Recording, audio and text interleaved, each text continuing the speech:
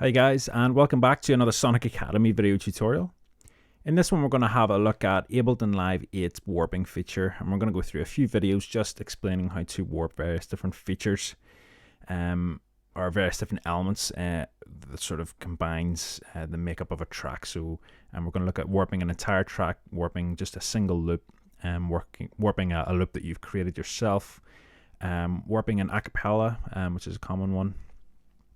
And then we'll have a look at the different warp types and a couple of wee tips and tricks that you can actually use. So we're going to begin this one with warping an entire song. So I'm just going to grab one from our library that isn't currently warped. I'm just going to drop it into our track. And if we double click, you'll notice it begins to analyze the track down here at the bottom. And what it's doing is it's going through and finding all of the different spikes in volume, and it's creating an analysis track which has transient points in it. And you'll notice here in a wee second all these wee transient points will pop up, and they are. And it's had a go at sort of guessing the BPM of the track here, and it's guessed it at 127, which is probably what it is.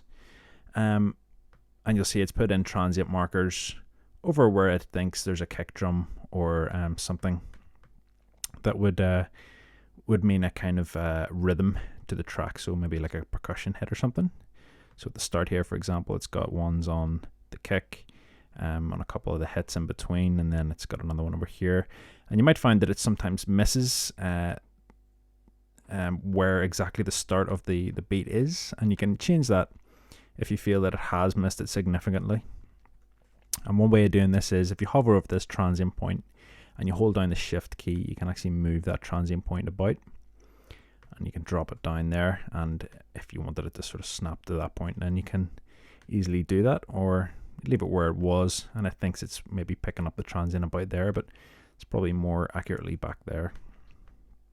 So the first thing you want to do when warping a track is to get the very first part of the track at the very start. So a common kind of thing that can happen is that it doesn't actually use the very start of your track. And this is a sort of an example of that. It started the track here where there's space between the start of the track and the actual first kick drum. And what we want to do is make this part here the start of our track. And we've got a wee transient point here, which I'm going to hold down shift and move to where I think the start of the kick drum is, which is here for me. And I'm going to double click and create that warp point. And I'm going to double click on the one that's there at the minute. And that'll just delete that, and I'm just going to drag this one back, and that's going to set that onto part 1, or the very first beat of the very first bar of our track, and that drags everything else back in tandem with the rest of our song. So if we actually click on any of these points and move them about, you'll notice that it stretches the song accordingly, progressively throughout the track as well. So any major movements here will make less significant movements toward the end of a track, and vice versa. So if you make any sort of adjustments at the end of your track, it won't have as severe an impact at the start of your track, and that's the beauty of the warping feature. So what we want to do is keep it all in time through the start of our track. So we've got it here starting at the very first kick drum, and we want to make sure that there are no warp points created between there and the end of our track, because we know it's an electronic dance music track and we know that the tempo doesn't change, so we want to make sure that there are no warp points. Sometimes they'll put a few in there. You can get rid of them by just going to that first one that you created, just find it, and if you right click on it and select warp from here straight, and that'll reset all of our warp points.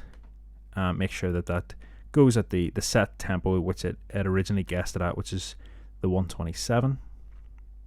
Now if we turn on our metronome, which is this wee double icon here, the double circles, we can actually preview the track. And if we click on our wee headphone icon down at the bottom here, you hear there that it's pretty tight, and we can zoom in and have a look. You see there that it's hitting on bar 8 accurately, and everything's staying in time. We can skip forward.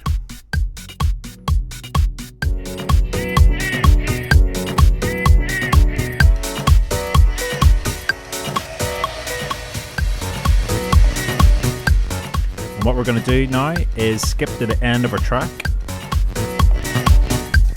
And this is where you'll notice that sometimes the timing goes out. And this is a case where it has gone out.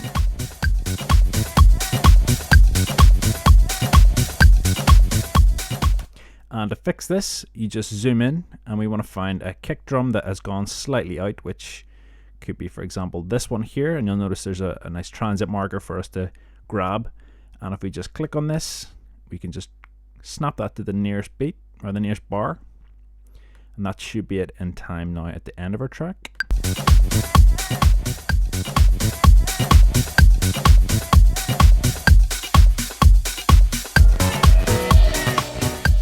And you'll notice that if we go back to the start of our track, it shouldn't have affected the start of our track.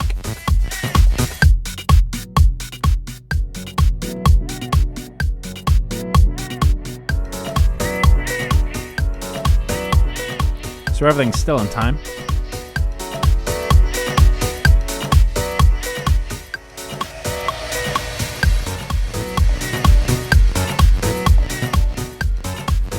And that's pretty much it, sorry.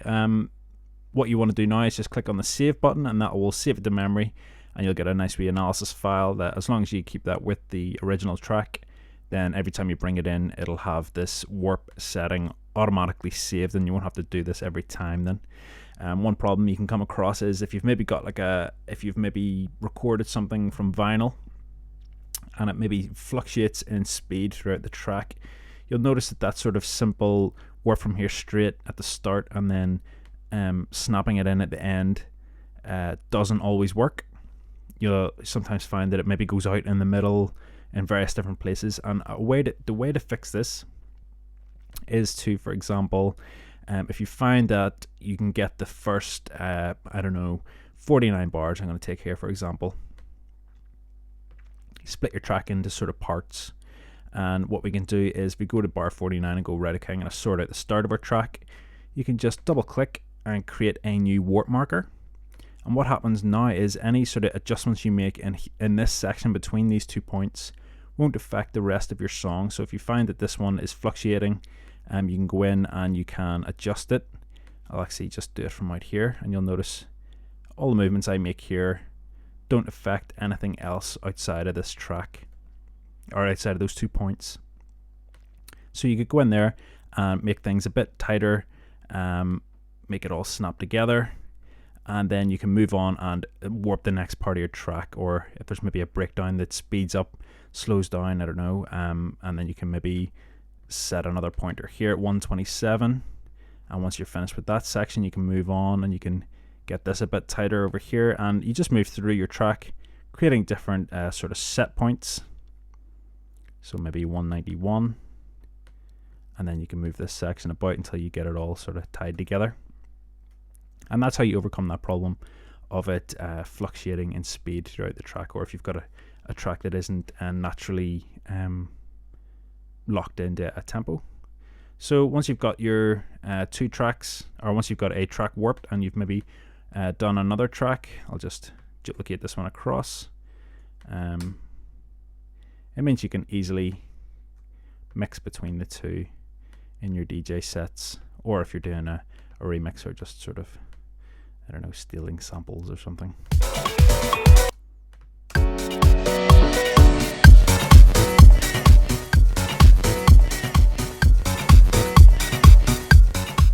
Get rid of the metronome. So we've got 2 of them playing together.